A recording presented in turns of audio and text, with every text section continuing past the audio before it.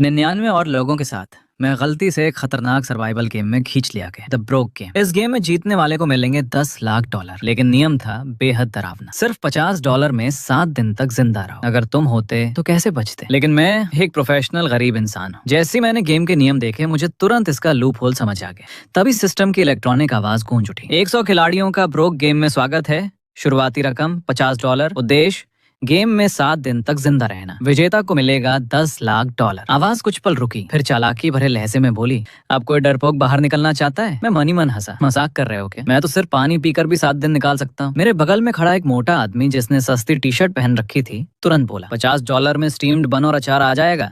थोड़ा संभल कर खर्च करो तो काम चल जाएगा। छोटा दाव लगाओ, बड़ा जीतोगे। सिर्फ बेवकूफ ही अभी गेम छोड़ेगा। भीड़ में उत्साह की लहर दौड़ गई। सब लोग अंधे लालच में भरे हुए। तभी सिस्टम फिर बोला, बहुत बढ़िया, सभी 100 खिलाड़ी गेम में शामिल हो चुके हैं। अब गेम के नियम लागू होते हैं। कोई भी बाहर नहीं जा सकता। आप सभी का स्वागत है एयरपोर्ट स्मगल में। आप सभी को शुभकामनाएं। अचानक तेज सफेद रोशनी चमकी और अगले ही पल मैं खुद को एक विशाल मॉडर्न एयरपोर्ट के बीच खड़ा पाया। एयरपोर्ट इतना बड़ा था कि उसका अंत तक दिखाई नहीं दे रहा था। हर तरफ लोग भाग दौड़ कर रहे थे। ये समझ पाना नामुमकिन था कि कौन खिलाड़ी है और कौन एनपीसी। मेरे गेम अकाउंट में शुरुआती रकम दिखाई दी, $50। साथ ही मेरी स्क्रीन पर 3 मीटर उभर आए। भूख, प्यास और एनर्जी तीनों फिलहाल फुल थे। सामने मुझे एक कन्वीनियंस स्टोर दिखा। मैं तुरंत वहां कीमतें देखने चला गया। जैसे ही मैं फ्रिज के पास पहुंचा, किसी ने रोते हुए चिल्लाया, हे भगवान, पानी की एक बोतल $15 की, ये तो खुली लूट है। मैंने शेल्फ पर रखी चीजें ध्यान से देखी और मेरा दिल बैठ गया। कपकेक $50, सैंडविच $40, स्टीम्ड बन $10 एक। यहाँ तक कि सबसे सस्ता सोडा क्रैकर का पैकेट भी $18 का था। मतलब हर दिन के लिए मेरे पास सिर्फ लगभग $7 थे और उसमें आधी पानी की बोतल भी नहीं खरीद सकता था। वो मोटा आदमी मेरी तरफ देखने लगा। उसके चेहरे पर पूरी निराशा छाई हुई थी। प्लेयर 66, हम तो गए। ये पैसे तो सिर्फ 3 पानी की बोतलें खरीद सकते हैं। 1 हफ्ते में लोग मरने वाले हैं। मैंने गहरी सांस ली। सिस्टम कोई चैरिटी नहीं चला रहा। मुझे पहले से पता था कि ये इतना आसान नहीं होगा। बाकी खिलाड़ी भी दुकान के अंदर घुसने लगे। सबके चेहरे डर और घबराहट से बिगड़ चुके थे। तभी वो मोटा आदमी मुझे एक तरफ खींच कर बोला, प्लेयर 66, मेरा नाम वेड है। प्लेयर 44, चलो टीम बनाते हैं।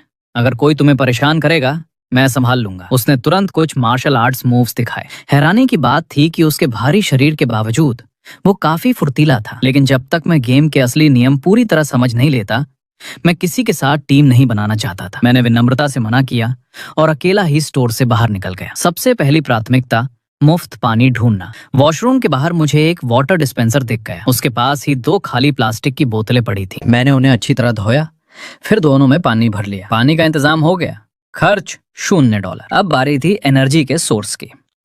थोड़ी दूर मुझे एक कॉफी शॉप दिखाई दी। कंडीमेंट काउंटर पर सफेद शुगर पैकेट, क्रीमर कप और ब्राउन शुगर करीने से रखे थे। शुगर एक बेहद जरूरी एनर्जी सोर्स है। इमरजेंसी में ये लो ब्लड शुगर से बचा सकती है।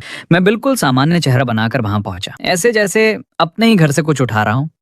2 सेकंड से भी कम समय में 1 दर्जन शुगर पैकेट और कुछ क्रीमर कप मेरी जेब में गायब हो चुके थे। मैं आराम से कॉफी शॉप से बाहर निकला। एक खाली कोने में जाकर 2 शुगर पैकेट फाड़े और सीधे मुंह में उड़ेल दिए। मिठास मेरी जीभ पर फैल गई। कुछ पल के लिए अजीब सा संतोष महसूस हुआ। एनर्जी का इंतजाम भी हो गया। खर्च $0। एयरपोर्ट की एयर कंडीशनिंग किसी बर्फ के डिब्बे जैसी ठंडी थी। शायद सिस्टम ने जानबूझकर किया था। जितनी ज्यादा ठंड होगी उतनी तेजी से शरीर एनर्जी जलाएगा। मेरे पतले कपड़े इस ठंड के सामने बेकार थे। गर्म रहने के लिए मुझे लगातार चलते रहना पड़ रहा। मैंने एक कूड़ेदान खंगाला और उसमें से किसी यात्री द्वारा फेंका गया एक कंबल निकाल लिया। समय बीतने के साथ मेरी भूख और तेज होती गई। रात के 8 बजे मैं धीरे धीरे एक बेकरी की तरफ बढ़ा। कांच के अंदर रखी बिना बिकी ब्रेड से गेहूं की गर्म खुशबू आ रही थी। मेरा पेट जोर से गुर्राया। मेरी गरीबी वाली तेज नजरें तुरंत समझ गईं। इतनी देर तक बची हुई ब्रेड अब डिस्काउंट पर होनी चाहिए। जो टोस्ट पहले $30 का था अब सिर्फ $15 में मिल रहा था। लेकिन ये भी काफी नहीं था। दुकान बंद होने के और करीब आने पर कीमत शायद और गिर जाए, शायद मुफ्त भी हो जाए। हर बचाया हुआ डॉलर जिंदा रहने का एक और मौका था। मैं बेकरी के सामने वाली बेंच पर बैठ गया, आंखें आधी बंद करके आराम करने लगा। तभी अचानक 20 से 30 लोग हर दिशा से भागते हुए बेकरी की तरफ टूट पड़े। छोटा सा एंट्रेंस देखते ही देखते भगदड़ में बदल गया। अराजकता के बीच मैंने देखा, कुछ लोग पैसे लहरा रहे थे तो कुछ सीधे शेल्फ से ब्रेड उठाकर भाग रहे थे। घबराई हुई क्लर्क लगातार चिल्ला रही थी, लाइन बनाओ, लाइन बनाओ। लेकिन अब बहुत देर हो चुकी थी। कुछ ही मिनटों में सारी डिस्काउंट वाली चीजें गायब हो गईं। यहाँ तक कि वो टोस्ट भी जिस पर मेरी नजर थी। जिन लोगों को ब्रेड मिल गई थी उनके चेहरे पर राहत थी, जैसे वो मौत से बचकर लौटे हों। और जिन्हें कुछ नहीं मिला वे सिर पकड़कर बैठ गए। उनकी आंखों में सिर्फ निराशा थी। चारों तरफ गालियां, शिकायतें और बेबस आहें गूंज रही थीं। मेरा हंगर मीटर अब 30% तक गिर चुका था। मैंने गहरी सांस ली और पेट में उठ रही ऐंठन को दबा दिया। फिर मैंने उस अफरा तफरी से नजर हटाई और ऊपर लगे विशाल फ्लाइट इंफॉर्मेशन बोर्ड की तरफ देखा। लाल रंग में लगातार फ्लाइट स्टेटस चमक रहे थे। अब समय आ गया था अपनी असली काबिलियत दिखाने का। इस एयरपोर्ट में खिलाड़ी कहीं भी जा सकते थे। बिना बोर्डिंग पास के भी गेट तक पहुंचना मुमकिन था। मैंने बोर्ड को ध्यान से स्कैन किया और उन फ्लाइट्स पर नजर टिकाई जो 6 घंटे से ज्यादा लेट थीं। यही मेरा शिकार था। मैं अपने थके हुए पैरों को घसीटता हुआ एक बोर्डिंग गेट तक पहुंचा। वहां पहले से लोगों की भीड़ जमा थी। हवा में पसीने, गुस्से और बेचैनी की बदबू फैली हुई थी। गेट 102 8 घंटे लेट था। फंसे हुए यात्री गेट एजेंट को घेर चुके थे। वो एक युवा लड़की थी। उसका चेहरा लाल पड़ चुका था। गुस्साए यात्रियों की थूक तक उसके चेहरे पर गिर रही थी। तुम्हारी एयरलाइन बेकार है क्या? मेरा बच्चा भूख से रो रहा है। कंपेंसेशन दो, अभी के अभी पैसे दो। पूरा माहौल अराजकता में डूब चुका था। उस एजेंट की आवाज शोर में दब गई थी। वो रोने के कगार पर थी और तभी मेरे दिमाग में बिजली सी कौंधी। यही मौका था। मैं पूरी ताकत से भीड़ को चीरता हुआ आगे बढ़ा और सीधे एजेंट के सामने जाकर खड़ा हो गया। चुप्पा! मैं पूरी ताकत से गरजा। भीड़ अचानक शांत हो गई। सब मेरी तरफ देखने लगे। मैंने उस औरत की तरफ इशारा किया जो अपने रोते हुए बच्चे को पकड़े थी। देखो इस बच्चे को, क्या यहाँ चिल्लाने से प्लेन उड़ने लगेगा? गलती एयरलाइन की है, उन्हें जिम्मेदारी लेनी होगी। लेकिन अभी हमें सबसे ज्यादा क्या चाहिए? खाना, आराम की जगह और इतनी ताकत कि बाद में इनसे लड़ सकें। फिर मैं टूट चुकी एजेंट की तरफ मुड़ा। लोग अपना कंट्रोल खो रहे हैं। सबसे पहले इन्हें शांत करो। अभी तुरंत मील वाउचर और होटल वाउचर बांटो। सबको खाना और आराम दो, वरना मामला हाथ से निकल जाएगा। क्या तुम संभाल सकती हो? एजेंट लगभग रोते हुए बोली। मैं बता रही हूँ कि वाउचर मिलेंगे, लेकिन ये लोग सुन नहीं रहे। सबको लाइन में लगकर बोर्डिंग पास दिखाना होगा। ऐसे समय में तुम नियमों की बात कर रही हो? मैंने उसकी बात काट दी। फिर उस माँ की तरफ इशारा किया। देखो वो कितनी थक चुकी है। 8 घंटे से बच्चे को उठाए हुए हैं। अब क्या उसे लाइन में भी खड़ा होना पड़ेगा? मैं उस महिला की तरफ मुड़ा। मैडम, अपना बोर्डिंग पास मुझे दीजिए, मैं आपके लिए ले आता हूँ। मैंने पूरी अथॉरिटी के साथ हाथ आगे बढ़ाया। उसने तुरंत अपना पास मेरे हाथ में थमा दिया, जैसे उसे सहारा मिल गया हो। और फिर भीड़ का असर फैल गया। बुजुर्गों वाले लोग, बच्चों वाले लोग, थके हुए यात्री, सब अपने बोर्डिंग पास मेरे हाथ में देने लगे। कुछ ही सेकंड में मेरे हाथ में दर्जनों पास थे। मैंने उन्हें एजेंट की तरफ बढ़ाया और धीमी आवाज में कहा, जल्दी करो, सबसे जरूरतमंद लोगों को पहले संभालो। खबरों में मामला जाने से बेहतर है ना? और हाँ, 2 एक्स्ट्रा मील वाउचर मुझे दे देना।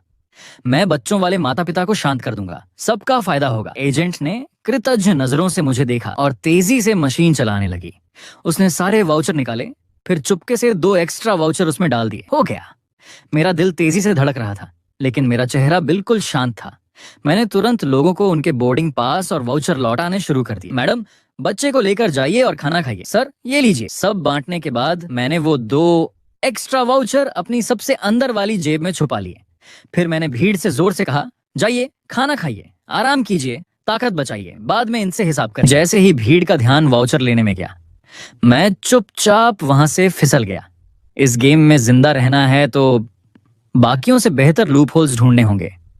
लाउंज से बाहर निकलते ही मेरी मुलाकात फिर वेड से हुई। वो मासूम मुस्कान के साथ बोला, प्लेयर 66, मैंने सब देखा। तुम तो फिल्मी बॉस की तरह नेगोशिएट कर रहे थे। अब भी हमारी टीम ज्वाइन नहीं करोगे? आगे चलकर तुम्हें दूसरों की मदद की जरूरत पड़ सकती है। सिर्फ एक दिन में उसके आसपास 4 और खिलाड़ी इकट्ठा हो चुके थे, लेकिन मैंने फिर मना कर दिया। मील वाउचर की वजह से मैंने पेट भरकर खाना खाया। मेरा हंगर मीटर फिर फुल हो गया, लेकिन थकान समुद्र की लहर की तरह टूट कर आई। मेरा एनर्जी मीटर 50% से नीचे गिर चुका था। रात के 11 बज चुके थे। एयरपोर्ट अब काफी खाली हो चुका था। ज्यादातर दुकानें बंद हो रही थीं, लाइट्स धीमी पड़ चुकी थीं, और तभी एक अजीब डर पूरे माहौल में फैलने लगा। टर्मिनल की हर बेंच पर आर्म रेस्ट लगे थे ताकि कोई लेटकर सो न सके। एक युवा खिलाड़ी शायद अब और सह नहीं पा रहा था। उसने पतली जैकेट ओढ़ी और फर्श पर गोल होकर सो गया। 2 मिनट भी नहीं बीते थे कि एक तेज रोशनी सीधे उसके चेहरे पर पड़ी। उठो, यहां लेटना मना है। सिक्योरिटी गार्ड की आवाज भावनाहीन थी। उस खिलाड़ी ने एनपीसी को नजरअंदाज किया और करवट लेकर फिर सो गया। अचानक चारों तरफ से सिक्योरिटी गार्ड दौड़ते हुए आए। उन्होंने बिना कुछ बोले उसे उठाया और एयरपोर्ट के बाहर फेंक दिया। तभी पब्लिक स्क्रीन चमकी, प्लेयर 13 एलिमिनेटेड, कारण गेम जोन छोड़ना, कर्ज $10 लाख। इसी तरह कई और खिलाड़ी अलग अलग जगहों से एलिमिनेट होने लगे। सिस्टम हमारी थकान और ठंड का इस्तेमाल कर रहा था ताकि हमारी आखिरी बची समझ भी खत्म हो जाए। मेरा एनर्जी मीटर अब बेहद खतरनाक स्तर पर था। एलिमिनेट होने से बचने के लिए मैंने फटा हुआ कंबल अपने ऊपर डाला और कुर्सी पर बैठे बैठे सो गया। अगली सुबह सूरज की रोशनी ने बताया, सिर्फ एक दिन बीता है। मेरा एनर्जी मीटर मुश्किल से 75% तक पहुंचा था, लेकिन हंगर फिर 50% पर आ गया। मेरे पास अभी 1 मील वाउचर बचा था, इसलिए ज्यादा चिंता नहीं थी। मैंने ठंडा पानी पिया, 2 शुगर पैकेट खाए और फिर शिकार पर निकल पड़ा। अचानक एक खिलाड़ी एक बच्चे पर झपटा और उसका हॉट डॉग छीन लिया। बच्चा जोर जोर से रोने लगा। कुछ ही सेकंड में सिक्योरिटी पहुंच गई। उन्होंने खिलाड़ी को घेर लिया और एयरपोर्ट के बाहर खड़ी पुलिस कार में फेंक दिया। तभी सिस्टम की घोषणा गूंजी, प्लेयर 25 ने एक एनपीसी से खाना छीना, सिक्योरिटी द्वारा एयरपोर्ट से बाहर निकाला गया, एलिमिनेटेड, कर्ज $10 लाख। मैंने तुरंत एक जरूरी बात समझ ली, इस एयरपोर्ट में ऐसा कुछ भी नहीं करना है जिससे सिक्योरिटी का ध्यान तुम पर जाए। लेकिन आज एयरपोर्ट अजीब था, एक भी फ्लाइट लेट नहीं थी। लगता है सिस्टम ने मेरा लूप होल पैच कर दिया था।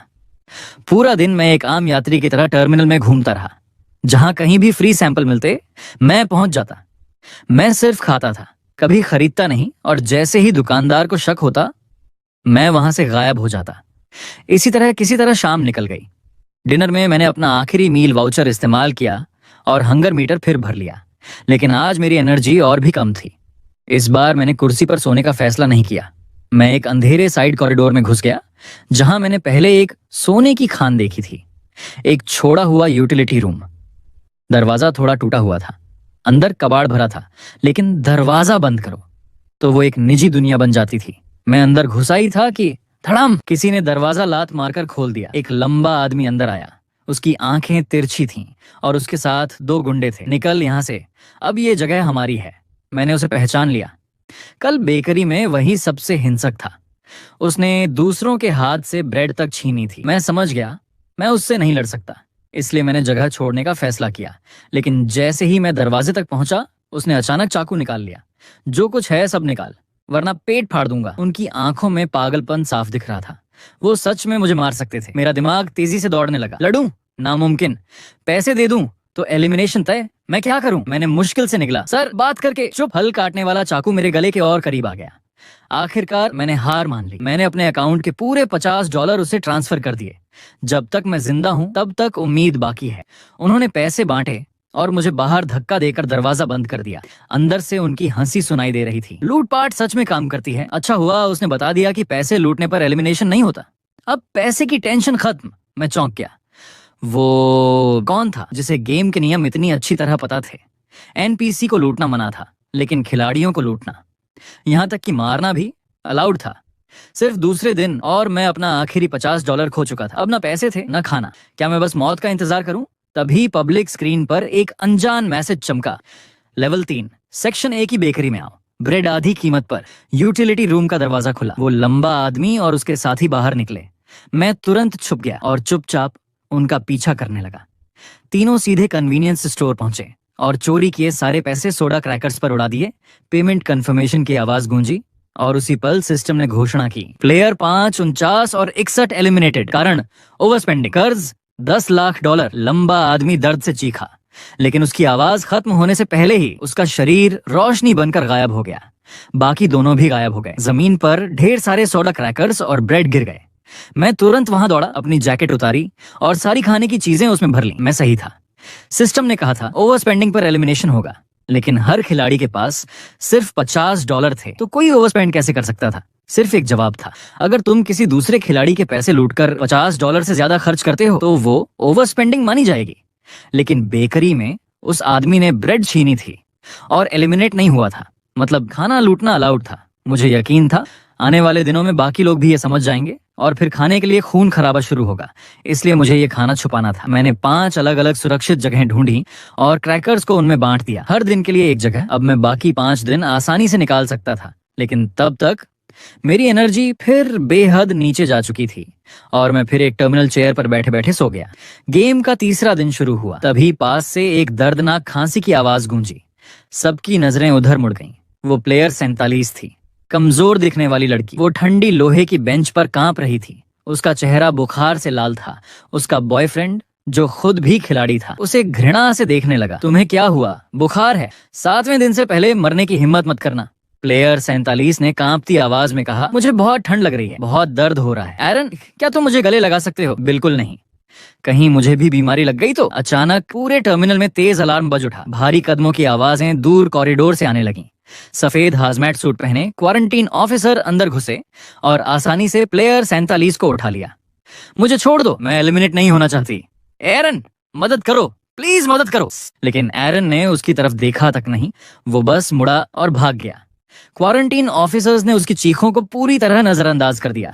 वे उसे स्ट्रेचर पर डालकर ले गए और बाकी खिलाड़ी डर से जमे हुए बस देखते रह गए। कुछ ही सेकंड बाद सिस्टम की आवाज गूंजी, प्लेयर 47, जन स्वास्थ्य के लिए गंभीर खतरा घोषित, क्वारंटीन हेतु गेम जोन से जबरन हटाया गया, एलिमिनेटेड, कर्ज $10 लाख। प्लेयर 87, जन स्वास्थ्य के लिए गंभीर खतरा घोषित, क्वारंटीन हेतु गेम जोन से जबरन हटाया गया, एलिमिनेटेड, कर्ज $10 लाख। खिलाड़ियों ने एक दूसरे की तरफ देखा, हर चेहरे पर शक था। प्लेयर 87 वही था जिसने कल कूड़ेदान से खाना निकाला था। आज उसे भयंकर दस्त हो रहे थे। मतलब जुकाम हुआ तो बाहर, दस्त हुए तो बाहर। अगला नंबर किसका होगा? अब तो कोई हल्की खांसी भी करता या सिर्फ गला साफ करता तो लोगों की धड़कनें तेज हो जाती। मैंने एक और नियम सीख लिया, तुम बीमार नहीं पड़ सकते। हल्का सा सर्दी जुकाम या मामूली पेट खराब भी गेम जोन से बाहर फेंकने के लिए काफी है। मैंने वो दिन चोरी की हुई ब्रेड और क्रैकर्स पर गुजारा। आज एयरपोर्ट और भी ज्यादा ठंडा था, मानो पूरा एयरपोर्ट एक विशाल फ्रीजर बन गया हो। मुझे कूड़ेदान में एक थर्मल इमरजेंसी ब्लैंकेट मिल गया, वही जो पहाड़ों पर ट्रैकिंग करने वाले लोग इस्तेमाल करते हैं। उसे ओढ़ते ही आखिरकार मेरे शरीर को थोड़ी गर्मी मिली। चौथा दिन शुरू हुआ और एलिमिनेशन लगातार बढ़ते जा रहे थे। सुबह सुबह मैं उठा और आज के लिए छुपा कर रखा हुआ खाना लेने निकल पड़ा। मैं भीड़ से बचते हुए उस पहली जगह पहुंचा, एक दूर पड़े वॉशरूम के पीछे, विशाल गमले और दीवार के बीच की संकरी दरार। मैं झुका और हाथ अंदर डाला, खाली। वहां कुछ भी नहीं था। मेरा दिल डूब गया। मैंने दोबारा टटोला और ध्यान से देखा, क्रैकर के रैपर का एक टुकड़ा तक नहीं बचा था। मैं बिना समय गंवाए दूसरी जगह भागा, वहां भी कुछ नहीं। तीसरी जगह खाली, चौथी जगह खाली। मेरे सारे छुपाए हुए खाने एक ही रात में गायब हो चुके थे। ब्रेड के बैग, सोडा क्रैकर्स, सब कुछ जैसे कभी वहां था ही नहीं। मेरा जीतने वाला पूरा प्लान एक झटके में टूट गया। एक ही रात में मेरी हर छुपी जगह ढूंढ लेना और बिना कोई निशान छोड़े सब साफ कर देना, ये किसी आम खिलाड़ी का काम नहीं था। कौन मुझे इतने समय से देख रहा था? मेरी उम्मीदें पूरी तरह टूट गईं। मैं फिर बेशर्मी से फ्री सैंपल्स ढूंढने लगा, लेकिन अब बाकी खिलाड़ी भी वही कर रहे थे। दुकानदार समझ चुके थे, उन्होंने सारे फ्री सैंपल हटा दिए थे। यहाँ तक कि कॉफी शॉप का कंडीमेंट काउंटर भी खाली था। सारे शुगर पैकेट लॉक कर दिए गए थे। अब कूड़ेदान ही युद्ध भूमि बन चुके थे। कई खिलाड़ी अभी भी दस्त होने का रिस्क लेकर कूड़े से खाना निकाल रहे थे, लेकिन जब तक मैं पहुंचता टुकड़े तक नहीं बचते। किसी तरह रात के 10 बजे तक मैंने खुद को जिंदा रखा। मेरे सारे मीटर लाल चमक रहे थे। तभी मैं एयरपोर्ट के लग्जरी स्टोर्स की तरफ बढ़ा। पास खड़े खिलाड़ी फुसफुसाने लगे, ये पक्का एलिमिनेट होने वाला है। लग्जरी स्टोर में जाकर क्या करेगा? मैंने पास के कूड़ेदान से कुछ फेंके हुए बैग और बॉक्स निकाले। कई यात्री टैक्स बचाने के लिए उड़ान से पहले बॉक्स फेंक देते हैं। मैंने सबसे सही हालत वाले बैग में वो बॉक्स सावधानी से रखे और उसे हाथ में पकड़ लिया। पहले दिन की तलाश के दौरान मैंने एक बेहद खास चीज खोजी थी। डिपार्चर हॉल की पहली मंजिल पर एक हॉटपॉट रेस्टोरेंट खुला हुआ था और अब मैं वहीं जा रहा था, फ्री आराम और फ्री खाना लेने। मैंने भारी कांच का दरवाजा खोला। गर्म हवा और बीफ ब्रॉथ की खुशबू मेरे चेहरे से टकराई। एक वेट्रेस मीठी मुस्कान के साथ मेरी तरफ आई। वेलकम सर, कितने लोग? 2। मैंने बेहद कैजुअली वो महंगा दिखने वाला लग्जरी बैग कुर्सी पर रखा। कोई शांत जगह दीजिए, मैं किसी का इंतजार कर रहा हूँ। उसकी नजर मेरे बैग पर गई, उसकी मुस्कान और चौड़ी हो गई। बिल्कुल सर, इधर आइए। इतना महंगा सामान खरीदने वाला इंसान, भला कोई फ्री लोडर गरीब कैसे हो सकता है? वो मुझे एक सेमी प्राइवेट बूथ तक ले गई, जहां मुलायम सोफा सीटें थीं, बहुत प्राइवेट। जैसे ही मैं बैठा, मैंने फोन निकाला और तेजी से स्क्रीन पर उंगलियां चलाने लगा। फिर मैंने एक ऐसा नंबर डायल किया जो असल में था ही नहीं। कॉल कनेक्ट होते ही मेरी रोती हुई आवाज पूरे शांत इलाके में गूंज उठी। मैं एयरपोर्ट के हॉटपॉट रेस्टोरेंट में तुम्हारा इंतजार कर रहा हूँ। मैंने पेरिस की सुबह 3 बजे की फ्लाइट बुक कर ली है। अगर तुम नहीं आई तो इस जिंदगी में मुझे दोबारा कभी नहीं देख पाओगी। मैंने जोर से फोन टेबल पर पटक दिया और अगले ही पल मेरी आंखों में आंसू भर आए। वेट्रेस तुरंत भागकर आई। उसके हाथ में सफेद फंगस सूप का गर्म कटोरा और फल की छोटी प्लेट थी। उसकी आवाज सहानुभूति से भरी थी। सर प्लीज शांत हो जाइए, पहले कुछ पी लीजिए। क्या आपकी गर्लफ्रेंड ने आपको दुख पहुंचाया है? मैंने भारी आवाज में कहा। धन्यवाद। जब सोचता हूँ कि वो अपने असली प्यार के साथ खुश है तो मुझसे कुछ खाया नहीं जाता। वेट्रेस ने सूप मेरे सामने रख दिया। जितना ज्यादा दुख होता है उतना ज्यादा खाना चाहिए, वरना उसे पछताने की ताकत कहाँ से लाओगे? मैंने धीरे से सिर हिलाया और सूप पीना शुरू किया। गर्म और मीठा तरल मेरे सूखे गले से नीचे उतरा। अंदर भूख पागलों की तरह चीख रही थी, लेकिन अभी मुझे कंट्रोल रखना था। थोड़ी देर बाद वो फिर आई। इस बार उसके हाथ में स्टीम्ड एग का कटोरा था। मैं धीरे धीरे उठकर कंडीमेंट काउंटर तक गया और बीफ क्रम्स के 3 बड़े चम्मच उसमें डाल दिए। फिर वापस आकर बैठ गया। मैं चाहता था कि सब कुछ एक ही बार में निगल जाऊं, लेकिन मैंने खुद को रोका। मैं छोटे छोटे रिफाइंड बाइट्स लेने लगा। साथ ही मेरी नजरें लगातार वेट्रेस और मैनेजर पर थीं। अब वो वेट्रेस किसी रडार जैसी हो चुकी थी। सर अगर आपका मूड खराब है तो हमारा नया टोमेटो सूप ट्राई कीजिए। खट्टा मीठा है, भूख खोल देता है। कुछ ही सेकंड में गर्म टोमेटो सूप मेरे सामने था और मैं आपके लिए कुछ स्नैक्स भी लाती हूँ। उसके तुरंत बाद फ्री फ्राइज की प्लेट भी आ गई। वेट्रेस फिर मेरे पास आई। उसकी आंखों में जिज्ञासा और सहानुभूति दोनों थीं। सच कहूं तो वो मुझसे ज्यादा परेशान लग रही थी। मेरे दिमाग में तुरंत खतरे की घंटी बजी। वो बहुत ज्यादा पूछताछ कर रही थी। मैंने तुरंत अपना अभिनय बदल दिया। मेरी आंखों में फिर आंसू भर आए। आवाज कांपने लगी। क्या वो सच में मुझे छोड़ चुकी है? मैं सच में जाना नहीं चाहता था। मैंने सही समय पर सिर झुका लिया। मेरे कंधे जोर जोर से कांपने लगे। प्लीज मत रोइए। वेट्रेस घबरा गई। वो भाग कर गई और एक बड़ा सा टेडी बियर लेकर वापस आई। उसने उसे मेरी बाहों में थमा दिया। ये आपका साथ देगा। आप इतने हैंडसम हैं, वो लड़की जरूर पछताएगी। मैंने उस मुलायम टेडी बियर को कसकर पकड़ लिया। उसी पल थकान सुनामी की तरह टूट पड़ी। मेरा एनर्जी मीटर लगभग खत्म हो चुका था। मुझे आराम चाहिए था। मैंने चुपके से अपने फोन में रात 2 बजे का वाइब्रेशन अलार्म लगाया। फिर टेडी बियर से टिककर नरम सोफे पर लेट गया। आंखें बंद करने से पहले मैंने बस यही दुआ की कि वो मुझे यहाँ से बाहर ना निकाले। पता नहीं मैं कितनी देर सोया जब तक वेट्रेस ने मुझे जगाया नहीं। सर आपकी फ्लाइट का टाइम नहीं हो गया? उसी वक्त मेरा फोन जोर जोर से वाइब्रेट करने लगा। बिल्कुल सही समय पर मैंने बिजली की तेजी से फोन उठाया। कॉलर आईडी देखे बिना अपनी पहले से तैयार लाइनें चिल्ला दी। मैं 4 घंटे से हॉटपॉट रेस्टोरेंट में तुम्हारा इंतजार कर रहा था, फिर भी तुम नहीं आई। क्या वो आदमी सच में इतना जरूरी है? मैं जा रहा हूँ, सच में जा रहा हूँ। क्या तुम आखिरी बार मुझसे मिलने भी नहीं आओगी? मैंने फोन काट दिया। फिर अपना चेहरा टेडी बियर में छुपा लिया। मेरे कंधे कांप रहे थे। जो भी देखता उसे यही लगता कि मैं चुपचाप रो रहा हूँ। मैनेजर रुका, सिर हिलाया और आगे बढ़ गया। वेट्रेस ने चुपचाप मेरे ऊपर एक कंबल डाल दिया और मैं पूरी रात उस बड़े सोफे पर आराम से सोता रहा। जब मैं जाने लगा, वेट्रेस खुद मेरे लिए फ्री सोया मिल्क, चावल की खिचड़ी और चाय वाले अंडे लेकर आई। उसकी आंखों में हौसला था। सर हिम्मत मत हारिए, उस औरत को छोड़ दीजिए, आपको उससे बेहतर कोई जरूर मिलेगा। नई जिंदगी की बधाई। क्योंकि मैंने कभी कुछ ऑर्डर ही नहीं किया था, मुझे कोई बिल भी नहीं देना पड़ा। मैंने धीरे से धन्यवाद कहा और कांच का दरवाजा खोलकर बाहर निकल गया। मेरा एनर्जी मीटर पूरी तरह फुल था, हंगर मीटर भी मैक्स। ये चाल बेहद बेशर्म थी और सिर्फ एक बार ही काम कर सकती थी। मैं अपना ये ट्रम्प कार्ड पहले ही इस्तेमाल कर चुका था। जल्द ही गेम का 5वां दिन शुरू हो गया। हॉटपॉट रेस्टोरेंट से बाहर निकलते ही मुझे फिर वेड और उसकी टीम दिख गई। अब उसकी टीम 20 से ज्यादा लोगों की हो चुकी थी। वे लोग क्रैकर्स बांट रहे थे। जैसे ही मैंने पैकेट देखे, मेरा दिमाग सुन्न पड़ गया। वो मेरे क्रैकर्स थे। मैंने हर पैकेट के कोने को जानबूझकर थोड़ा फाड़ा था, पहचान के लिए। मैं गुस्से में उनके पास पहुंचा। वेड, तुमने मेरे क्रैकर्स चुराए। वेड शांत मुस्कुराया। गुस्सा मत हो, मैंने तुम्हें टीम ज्वाइन करने को कहा था, तुमने मना कर दिया।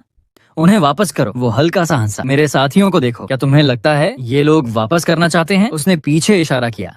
20 से ज्यादा आंखें लालच से चमक रही थीं। मैंने उसके दिए हुए एक क्रैकर को उठाया और धीरे से पीछे हट गया। क्या अभी मैं तुम्हारी टीम ज्वाइन कर सकता हूँ? प्लेयर 66। अब बहुत देर हो चुकी है। वेड की मुस्कान बेहद नरम और मासूम दिख रही थी, लेकिन उसके शब्द बर्फ जैसे ठंडे थे। ये गेम कभी अकेले खेलने के लिए बना ही नहीं था। खिलाड़ी सिर्फ टीम बनाकर दूसरों के संसाधन छीनकर ही बच सकते हैं। तुम्हारे पास अब न पैसा है, न खाना, न किसी के लिए कोई कीमत, तो अब तुम सिर्फ इंतजार कर सकते हो। कुछ कहना है? उसी पल सिस्टम की घोषणा गूंजी। सभी खिलाड़ियों का दिन 5 में स्वागत है।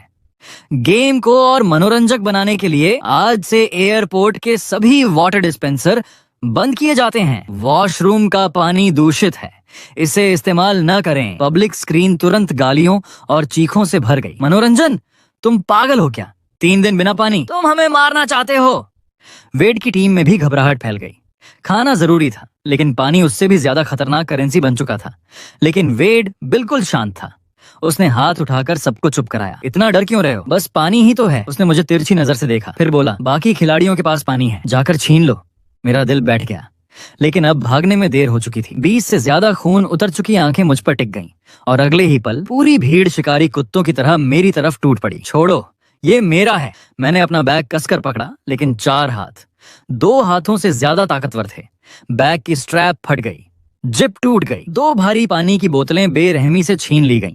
मेरे आखिरी शुगर पैकेट जमीन पर बिखर गए और तुरंत उठा लिए गए। मुझे जमीन पर धक्का दे दिया गया। वह ठंडी आवाज में बोला, तुझे जिंदा छोड़ रहे हैं, यही काफी दया है, अब निकल। मैं तुरंत उठा और भाग पड़ा। वेट से बचने के लिए नहीं, पानी तक पहुंचने के लिए। मुझे उस जगह तक पहुंचना था उससे पहले कि बाकी खिलाड़ियों को समझ आए। Liquid disposal zone. Airport security नियमों के मुताबिक 100 मिलीलीटर से ज्यादा तरल पदार्थ ले जाना मना था, इसलिए सिक्योरिटी चेक पॉइंट पर यात्री अपनी पानी की बोतलें, ड्रिंक्स और जूस फेंक देते थे।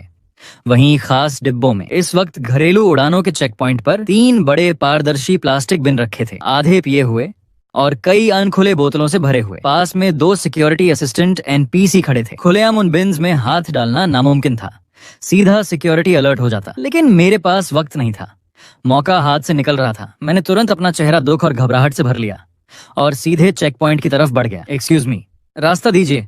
मेरी आवाज कांप रही थी, आंसुओं से भरी हुई। सर, लाइन में आइए। एक सिक्योरिटी असिस्टेंट ने मुझे रोका। मैं तेजी से बोला, सॉरी सर, बहुत सॉरी। मैंने बिन्स की तरफ इशारा किया। मुझे लगता है मेरी अंगूठी वहां गिर गई। वो मेरी दादी की आखिरी निशानी है। प्लीज बस 1 मिनट देखने दीजिए। मेरी आंखों से सच में आंसू गिरने लगे। मैं पूरी तरह ईमानदार लग रहा था। सिक्योरिटी असिस्टेंट कुछ पल झिझका, फिर हट गया। जल्दी करो, लाइन डिस्टर्ब मत करना। थैंक यू सर, मैंने बार बार धन्यवाद कहा और तुरंत बिन्स पर टूट पड़ा। मैं बैग्स हटाकर देखता हूँ ताकि किसी को परेशानी ना हो। मैंने चुपचाप 3 बड़े कचरे के बैग निकाले और उन्हें उस जगह ले गया जहां सिक्योरिटी की नजर नहीं पहुंच रही थी। मेरी आंखें चमक उठी। इतना पानी आसानी से 3 दिन निकाल सकता था। मैंने तुरंत एक बैग खाली किया और उसमें अनखुली बोतलें भर ली, फिर तेजी से वहां से निकल गया। मेरा दिल ऐसे धड़क रहा था मानो सीने से बाहर आ जाएगा। मैंने रुकने की हिम्मत नहीं की। सीधे पास के एक सुनसान वॉशरूम में घुसा और दरवाजा लॉक कर लिया। मैं किसी खिलाड़ी को ये नहीं जानने दे सकता कि मेरे पास इतना पानी है। मैं टॉयलेट सीट पर चढ़ा, सीलिंग टाइल हटाई और कुछ पानी ऊपर छुपा दिया। फिर बाकी पानी भी अलग अलग जगहों पर छुपा दिया। उसके बाद मैं इंटरनेशनल डिपार्चर चेक पॉइंट पहुंचा और वही ट्रिक दोबारा इस्तेमाल की। इस बार भी मुझे बहुत सारा पानी मिला, लेकिन ये लालच नहीं था। मेरे पास इससे भी बड़ा प्लान था। दिन 5 तक सिर्फ 67 खिलाड़ी बचे थे। वेड की टीम में 25 लोग थे। वे टिड्डियों के झुंड की तरह घूमते और खिलाड़ियों से खाना पानी छीन लेते। विरोध करने वालों को पीटा जाता, लेकिन एनपीसी सब कुछ देखकर भी अनदेखा कर रहे थे। अचानक धड़ाम, एक खिलाड़ी लो ब्लड शुगर की वजह से जमीन पर गिर पड़ा। कुछ ही पल बाद उसने हिलना बंद कर दिया। क्या वो मर गया? किसी ने डर से पूछा। सफेद कोट पहने मेडिक्स तुरंत आए। उन्होंने उसे स्ट्रेचर पर रखा और सफेद चादर से ढक दिया। सब कुछ पलक झपकते ही खत्म हो गया। सिस्टम फिर बोला, प्लेयर 93, एनर्जी मीटर 0, एलिमिनेटेड, कर्ज $10 लाख। आज बहुत ज्यादा एलिमिनेशन हो रहे थे, संख्या तेजी से घट रही थी। मुझे सही अलायंस ढूंढना था, एक ऐसी टीम जो वेड का सामना कर सके। पिछले कुछ दिनों के चेहरे मेरे दिमाग में घूमने लगे और उनमें से कुछ खास लोग उभर कर सामने आए। एक 6 लोगों की टीम जिसे प्लेयर 48 लीड कर रहा था।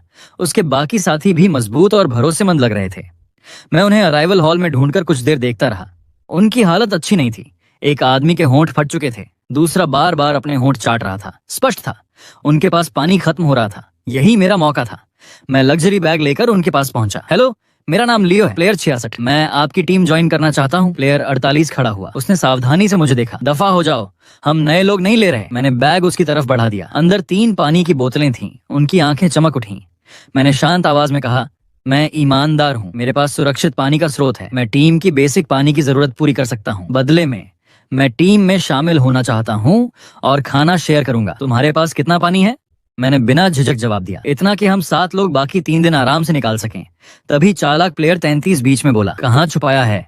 मैंने तुरंत मना कर दिया। आपको बस इतना जानना काफी है कि मैं पानी ला सकता हूँ, लेकिन छुपाने की जगह सिर्फ मुझे पता होगी। यही मेरा इंश्योरेंस है।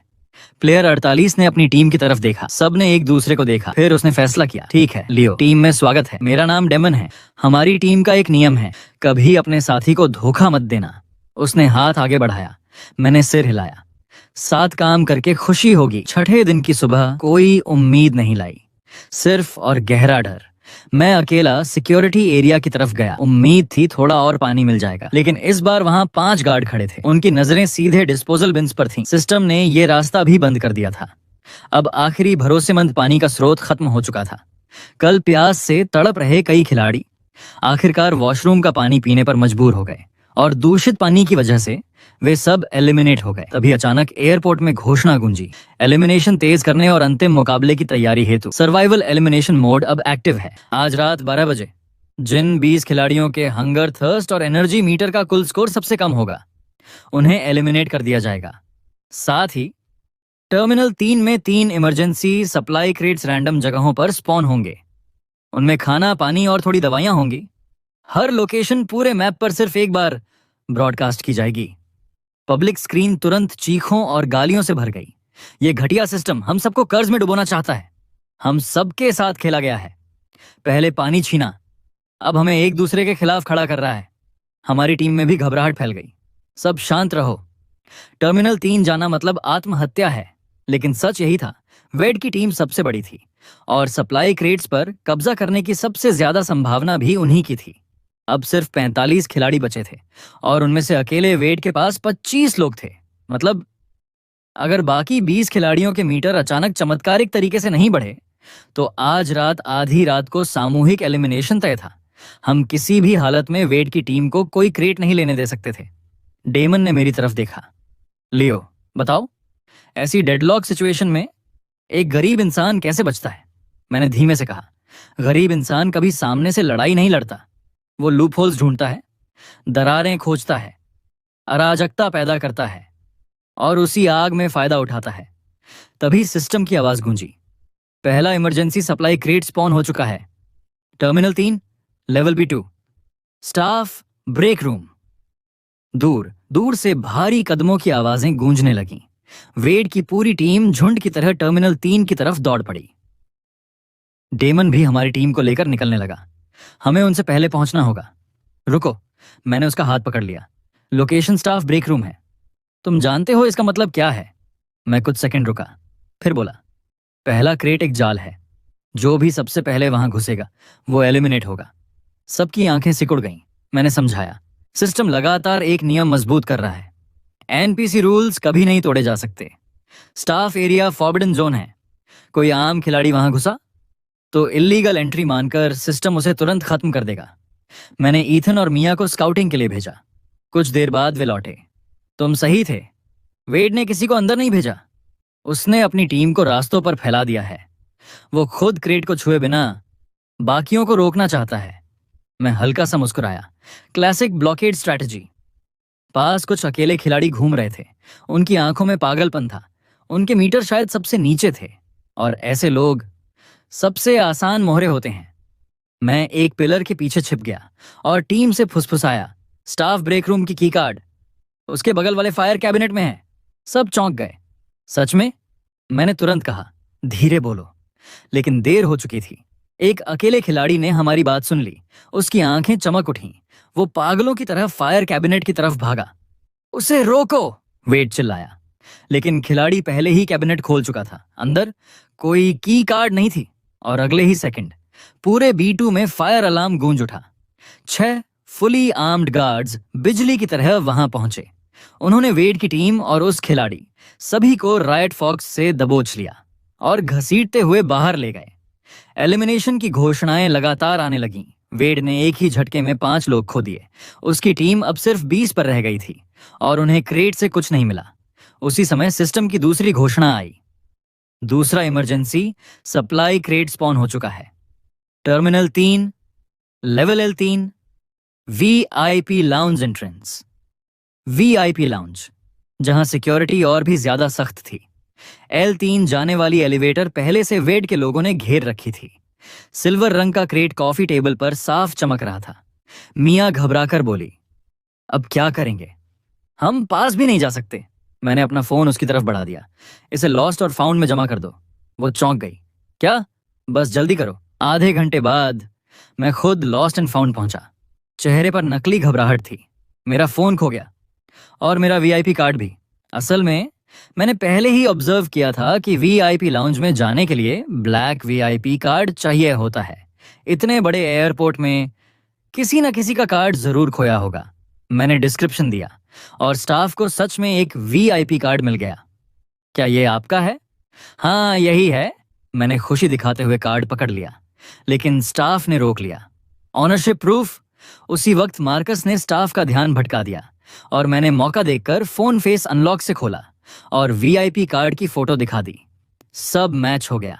स्टाफ ने मुझे जाने दिया। मैं सीधे वीआईपी रिसेप्शन की तरफ बढ़ा। उसी समय कुछ असली वीआईपी पैसेंजर्स शटल कार्ट में लाउंज जा रहे थे। मैं भी चुपचाप उनके बीच बैठ गया और वेड के गार्ड्स की नजरों के सामने से निकल गया। एंट्रेंस पर गार्ड ने कार्ड स्वाइप किया। ग्रीन लाइट चमकी। Welcome platinum member. दरवाजे खुल गए। तभी दूर से वेड चीखा, उसने वो कार्ड चुराया है। मैंने मन ही मन गाली दी। ये मोटा कमीना सच में चालाक है। उधर डेमन और हमारी टीम एलिवेटर के पास वेड के लोगों से भिड़ चुके थे। 6 बनाम 10। इतना बुरा रेशो नहीं था। और उसी केओस का फायदा उठाकर मैं अंदर घुस गया और क्रेट पकड़ लिया। तभी सिस्टम की आवाज गूंजी, बधाई हो प्लेयर 66, क्रेट प्राप्त कर लिया गया है। इसके अंदर की चीजें सिर्फ उन्हीं खिलाड़ियों द्वारा इस्तेमाल की जा सकती हैं जिन्हें प्लेयर 66 अनुमति देगा। अनऑथराइज्ड अज़्योर इनवैलिड है। मेरे कानों में वो आवाज किसी फरिश्ते जैसी लगी। तभी तीसरे क्रेट की घोषणा हुई। तीसरा इमरजेंसी सप्लाई क्रेट टर्मिनल 3 के सेंट्रल इंफॉर्मेशन डेस्क के ऊपर स्पॉन हुआ है। यह खुला क्षेत्र है। कोई रिस्ट्रिक्टेड जोन नहीं, कोई ट्रैप नहीं। यह सिर्फ स्पीड और वायलेंस की लड़ाई होगी। वेड ने तुरंत फाइट छोड़ दी। उसने अपनी पूरी टीम इंफॉर्मेशन डेस्क की तरफ मोड़ दी। अब वीआईपी लाउंज लगभग खाली था। मैं क्रेट लेकर बाहर निकला। अंदर इतना खाना और पानी था कि हमारी 7 लोगों की टीम एक दिन आराम से निकाल सकती थी। एक बार हमारे 3 मीटर रिफिल हो गए तो आज रात एलिमिनेशन नामुमकिन था। डेमन ने मेरी तरफ देखा। लियो, आज हम जिंदा हैं तो सिर्फ तुम्हारी वजह से। बाकी खिलाड़ी तीसरे क्रेट के लिए जानवरों की तरह लड़ रहे थे, लेकिन हम शांत बैठकर खाना और पानी भर रहे थे। आखिरी क्रेट के लिए वेड ने सारी इंसानियत छोड़ दी। उसकी टीम बाकी खिलाड़ियों पर टूट पड़ी। खून, चीखें, मारपीट, पूरा टर्मिनल युद्ध भूमि बन चुका था। आखिरकार नंबर्स जीत गए। वेड की टीम ने क्रेट ले लिया। हम सातों दूर से देख रहे थे। डेमन बोला, एक क्रेट उसकी पूरी टीम के लिए काफी नहीं होगा, और पहला क्रेट तो किसी को मिला ही नहीं। उसकी टीम मुश्किल में है। रात 11:50 बजे। पूरे टर्मिनल पर मौत जैसा सन्नाटा था। तभी सिस्टम की आवाज गूंजी, system tally beginning. Combined hunger, thirst और एनर्जी मीटर रैंकिंग के आधार पर सबसे कम स्कोर वाले 20 खिलाड़ी एलिमिनेट किए जाएंगे। सिस्टम बिना किसी भावना के नंबर पढ़ने लगा। हमारी 7 लोगों की टीम के अलावा बाकी सारे सोलो प्लेयर्स खत्म हो गए। यहां तक कि वेड की टीम भी असमान सप्लाईज की वजह से 13 लोगों तक सिमट गई। घोषणा खत्म होते ही पूरा एयरपोर्ट खामोश हो गया। 20 खिलाड़ी खत्म, हर एक पर 1 मिलियन। प्राइस पूल अब $20 मिलियन था और सिस्टम का नियम, अगर आखिरी में सिर्फ एक खिलाड़ी बचता है तो उसे बोनस 100 मिलियन भी मिलेंगे। कुल ससेरा $120 मिलियन। इतनी बड़ी रकम किसी को भी पागल बना सकती थी। दूर वेड हमें घूर रहा था। उसकी आंखों में खून उतर आया था। उसने अपनी टीम से कहा, मैं नहीं चाहता कि हम आपस में लड़ें, लेकिन हमारे पास नंबर्स हैं। पहले उन 7 को खत्म करते हैं, फिर 120 मिलियन हम 13 लोग बांट लेंगे। हमारी तरफ डेमन का चेहरा गंभीर था। सब शांत रहो। सिस्टम हमें एक दूसरे के खिलाफ करना चाहता है। वेड की टीम पहले हमें खत्म करेगी, इसलिए हम आपस में नहीं टूट सकते। पहले हम उनके 13 लोगों को खत्म करेंगे, फिर 120 मिलियन बांट लेंगे। तभी जमीन पर बैठ गया। कैसे? उनके पास हमसे ज्यादा लोग हैं। हम तो सीधा काटे जाने वाले बकरे हैं। मैंने धीरे से कहा, पहले छुपते हैं, उन्हें अलग अलग करते हैं। मुझे एक जगह पता है। ठीक उसी समय रात के 12 बज गए। स्क्रीन पर खून जैसा लाल 24 घंटे का काउंटडाउन टाइमर उभरा। पूरे एयरपोर्ट की लाइट्स लाल हो गईं। अलार्म सीधे दिमाग में गूंजने लगा और अगले ही पल सारे एनपीसी गायब हो गए। पैसेंजर्स, स्टाफ, सिक्योरिटी गार्ड्स, सब। अब विशाल टर्मिनल 3 में सिर्फ हम 20 खिलाड़ी बचे थे। भागो! हमारी सर्वाइवल इंस्टिंक्ट डर से ज्यादा तेज निकली। हम सातों दौड़ पड़े। एलिवेटर में घुसते ही मैंने क्लोज बटन दबा दिया। धड़ाम! दरवाजे वेड के गुस्से भरे चेहरे के सामने बंद हो गए। उन्हें भागने मत दो, सारे पैसे हमारे हैं। एलिवेटर सीधे अंडरग्राउंड पार्किंग गैराज में उतरी। हवा में पेट्रोल, धूल और गर्मी की बदबू थी। हम तुरंत अलग अलग दिशाओं में भाग गए, छिपने के लिए। कुछ ही सेकंड बाद वेड और उसकी टीम इमरजेंसी स्टेयर्स से नीचे पहुंच गई। विशाल पार्किंग लॉट में 20 खिलाड़ी बिखरे हुए थे। जब तक मैं छिपा रहूं, मेरे पास जिंदा रहने का मौका था। मैं जमीन से चिपक कर एक कार के नीचे की छोटी सी जगह से बाहर देख रहा था। तभी सिस्टम बोला, player 9 killed by another player, 1 million transferred to the killer's account. मैं कांप गया। कौन मरा? क्या वो हमारी टीम का था? फिर लड़ाई की आवाजें आईं और उसके बाद टबी की दर्दनाक चीख। कुछ देर बाद उसके एलिमिनेशन की घोषणा हो गई। पूरे गैराज में चीखें गूंज रही थीं। ब्रॉडकास्ट लगातार एलिमिनेशंस पढ़ रहा था। तभी अचानक, player 21 eliminated bye there on teammate. Chaos और गहरा हो गया। अब कोई किसी पर भरोसा नहीं कर रहा था। तभी एनोनिमस ब्रॉडकास्ट आया, अगला टारगेट वेड। वो प्रीवियस चैंपियन है।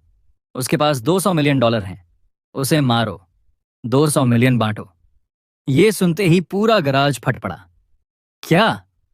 वेड पिछले गेम का चैंपियन था, इसीलिए वो इतना ताकतवर था? वेड तुरंत चिल्लाया, झूठ है। मैं भी पहली बार खेल रहा हूं। लेकिन अब कोई उसकी बात मानने को तैयार नहीं था। 200 मिलियन के सामने आंकल टूट चुकी थी। उसे मारो, मारो! पूरे गैराज में खूनी दंगा शुरू हो गया। मैंने इस केओस का फायदा उठाया। एक एसयूवी का ट्रंक खुला हुआ था। मैं चुपचाप अंदर घुस गया। अंधेरे में सिकुड़ कर बैठ गया। बाहर चीखें, लड़ाई और सिस्टम की अनाउंसमेंट्स गूंज रही थीं। धीरे धीरे आवाजें कम होने लगीं। फिर पूरा गैराज शांत हो गया। मैंने ट्रंक की दरार से बाहर झांका। चारों तरफ सिर्फ लाशें और खून था। तभी एक जानी पहचानी आवाज आई, लियो, लियो, कहाँ हो? ये डेमन की आवाज थी। मैंने वेड को पकड़ लिया है। बाहर आओ, हम मिलकर उसे खत्म करेंगे, फिर 200 मिलियन बांट लेंगे। मैंने सांस रोक ली। मैंने जवाब नहीं दिया। डेमन मेरी कार के पास से आगे निकल गया। मैंने राहत की सांस ली ही थी कि धड़ाम! ट्रंक जोर से खुल गया। लाल रोशनी अंदर भर गई। डेमन मुस्कुरा रहा था। तो तुम यहां छिपे थे? मैं तुम्हें कब से ढूंढ रहा था। हाइड एंड सीक खत्म हुई, प्लेयर 66। उसकी आवाज जहरीली थी। ठंडी डर की लहर मेरे पूरे शरीर में दौड़ गई। उसने मुझे पकड़कर बाहर खींच लिया। मैंने दांत भींचकर कहा, तो तुम दोनों शुरू से साथ थे, वेड और डेमन? पूरा टीम राइवलरी सिर्फ नाटक था। तुम दोनों रूल्स जानते थे।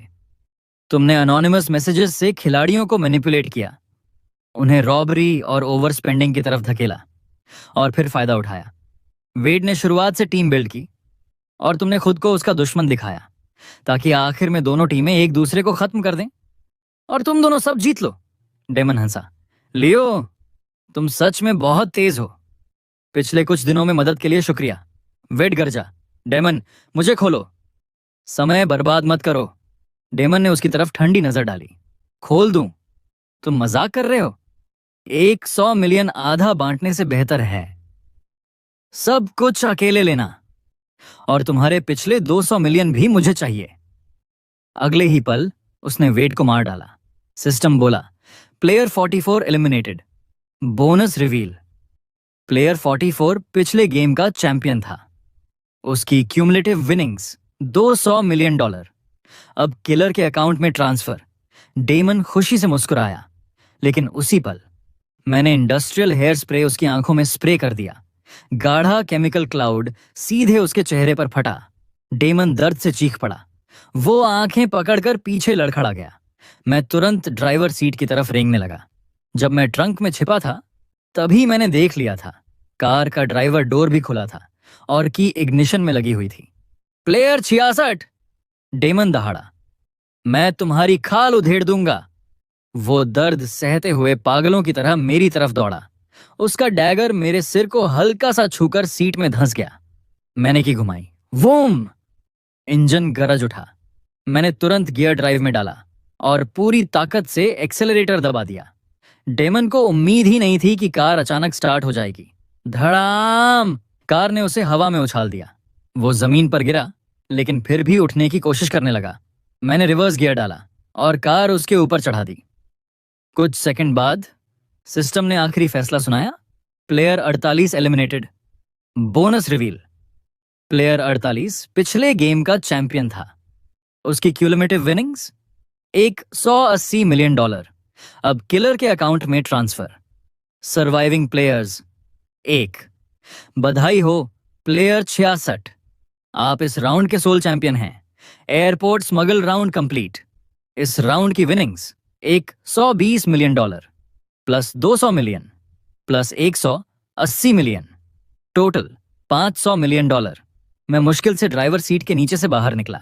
तेल, धूल और खून से लथपथ। कोई खुशी नहीं थी, सिर्फ हड्डियों तक उतर चुकी थकान और सर्वाइवर की खाली सुन्नता।